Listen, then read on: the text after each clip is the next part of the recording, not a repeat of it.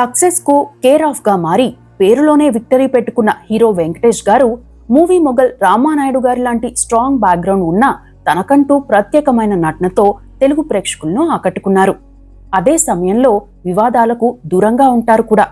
పూర్తిగా ప్రొఫెషనల్ గా ఉండే టాలీవుడ్ హీరోల్లో విక్టరీ వెంకటేష్ కూడా ఒకరు. ఈయన లైఫ్ కి సంబంధించిన అంశాలు పెద్దగా బయటకు తెలియవు. డిసెంబర్ 13న విక్టరీ వెంకటేష్ బర్త్డే. అంతేకాదు, ఈ ఏడాదితో ఆయన వివాహమై 40 ఏళ్ళు అవుతోంది. ఈ నేపథ్యంలో విక్టరీ వెంకటేష్ గారి మ్యారేజ్ ఎలా జరిగింది అనే అంశాన్ని చూద్దాం.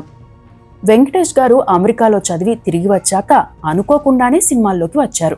ఓ సినిమా విషయంలో పెద్ద హీరో డేట్స్ ఇవ్వకపోవడంతో రామానాయుడు గారు పంతం బట్టి మరీ వెంకటేష్ గారితో సినిమా తీసి హిట్ కొట్టారు. అప్పటి నుండి వెంకటేష్ గారు సినిమాల్లో కంటిన్యూ అయ్యారు. కలియుగ పాండవులు సినిమా తీస్తున్న టైంలోనే విక్టరీ వెంకటేష్ గారికి పెళ్ళైంది. అదే ఆయన మొదటి సినిమా కూడా. అంటే పెళ్ళయ్యే నాటికి హీరోగా ఇంకా పూర్తిగా ఎస్టాబ్లిష్ కాలేదు. అప్పటి వరకు చిన్నతనంలో ప్రేమ్ నగర్లో మాత్రమే నటించారు. అయితే కుటుంబ వ్యాపారాలుండడం, అమెరికాలో MBA పూర్తి చేసి రావడంతో అప్పటికే చాలా సంబంధాలు వచ్చాయి. కానీ అవేమీ రామానాయుడు గారికి నచ్చలేదు. దీంతో రామానాయుడు గారు ఓ రోజు నిర్మాత బి నాగిరెడ్డి గారితో మాట్లాడుతుండగా మాటల సందర్భంలో మా చిన్నబాబుకి పెళ్లి చేయాలి, మంచి సంబంధం ఉంటే చెప్పండి అన్నారట.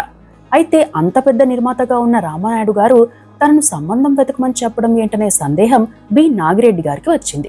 దీంతో రామానాయుడు గారు మాట్లాడుతూ, మా వాడిని మీరు చూసే ఉంటారు, వాడిని అర్థం చేసుకునే అమ్మాయి కావాలి, ఓర్పు సహనం చాలా అవసరం అని చెప్పారట. అప్పటికే తనకు తెలిసిన వారి అమ్మాయి ఒకరున్నారని, బాగా చదువుకున్నారని ఒకసారి కనుక్కొని చెప్తానని చెప్పారట నాగిరెడ్డి గారు. అలా గంగవరపు సుబ్బారెడ్డి ఉషారాణిల కుమార్తె అయిన నీరజారెడ్డి సంబంధం వచ్చింది. ఇక్కడ సుబ్బారెడ్డి నీరజారెడ్డి అంటే వీరు రెడ్డి సామాజిక వర్గం అని అనుకుంటారు, కానీ వారు కమ్మ సామాజిక వర్గానికి చెందినవారే. అయితే పేరు పక్కన రెడ్డి అని ఉండడానికి కారణం ఏంటంటే రాయలసీమలో ఏ కులానికి చెందినవారైనప్పటికీ మొతుబర్లను పెద్ద కుటుంబాల వారి పేర్ల పక్కన రెడ్డి అని చేర్చుతారు. ఉదాహరణకు అనంతపురం జిల్లా మడకసిర ప్రాంతానికి చెందిన సీనియర్ నేత రఘువీరారెడ్డి గారి పేరును ప్రస్తావించవచ్చు. ఆయన యాదవ సామాజిక వర్గానికి చెందినవారైనప్పటికీ పేరు చివరన రెడ్డి అని ఉంటుంది. అలాగే మదనపల్లి ప్రాంతంలో ధనవంతులైన కుటుంబానికి చెందిన గంగవరపు సుబ్బారావు గారిని కూడా సుబ్బారెడ్డి అని పిలిచేవారు.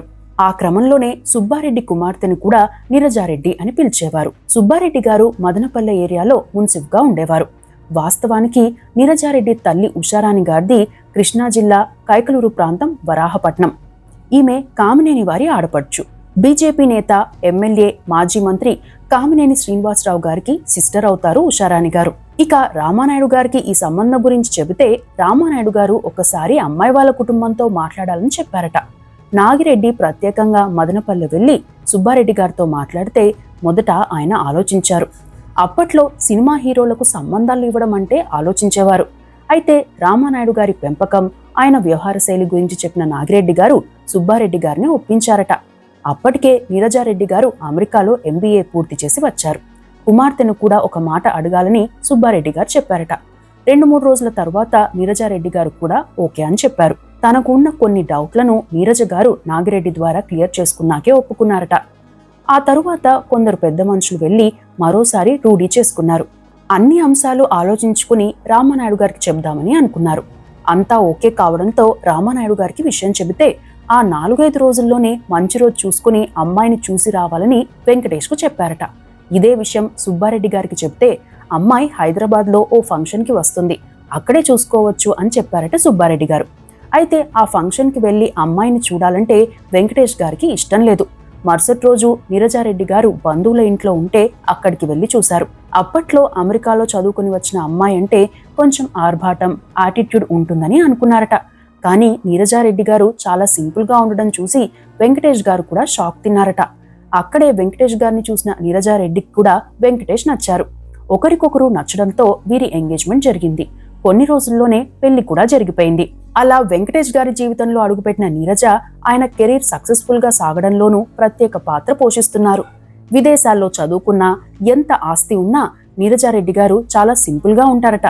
కుటుంబ బాధ్యతలను చక్కబెట్టే విషయంతో పాటు చాలా వరకు ఫ్యామిలీ విషయాలను తానే చూసుకుంటారని చెబుతారు. పిల్లలు కూడా క్రమశిక్షణతో ఉండడం, సింప్లిసిటీగా ఉండడం, డబ్బు విలువ, శ్రమ విలువ, మానవ సంబంధాలు, ప్రకృతి విలువల విషయంలో బాధ్యతగా ఉండేలా పిల్లలను తీర్చిదిద్దారని చెబుతారు. ఒక్క మాటలో చెప్పాలంటే నీరజారెడ్డి గారు పిల్లలను ఎంత ఫ్రీగా వదిలేస్తారో తేడా వస్తే అంతే కఠినంగా ఉంటారని చెబుతారు. చాలా తక్కువగా మాట్లాడే వ్యక్తిగా కూడా పేరుంది. ఇప్పటికీ వెంకటేష్ గారు సినిమా షూటింగ్లకు బయటకు వెళ్తుంటే ఇంట్లో ప్రత్యేక పూజ చేసి బొట్టు పెట్టి మరీ ఎదురొస్తారని చెబుతారు. ఇతర సినీ నటులతో పోల్చితే వెంకటేష్ గారు బయట కనిపించేది, మాట్లాడేది చాలా తక్కువ. నీరజారెడ్డి గారు కూడా పెద్దగా బయటకు కనిపించరు. బయటకు వెళ్లి వచ్చినా తన పని తాను చేసుకోవడం, అవసరమైన చోట్ల అవసరమైనంత వరకే మాట్లాడడం చేస్తుంటారు. అదే సమయంలో అతిథి మర్యాదలు, స్నేహాలు, మంచి చెడ్ల విషయంలోనూ ది బెస్ట్ పర్సన్ అని చెప్తారు. ఇక వీరికి 3 కుమార్తెలు, 1 కుమారుడు.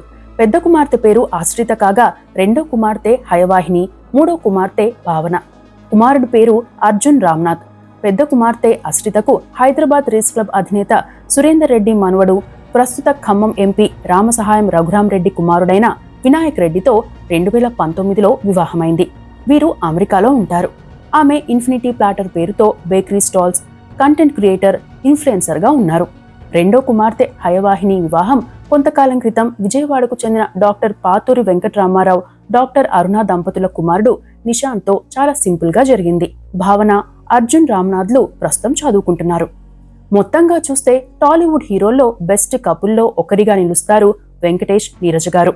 వారు లైఫ్లో మరింత హ్యాపీగా ఉండాలని కోరుకుందాం.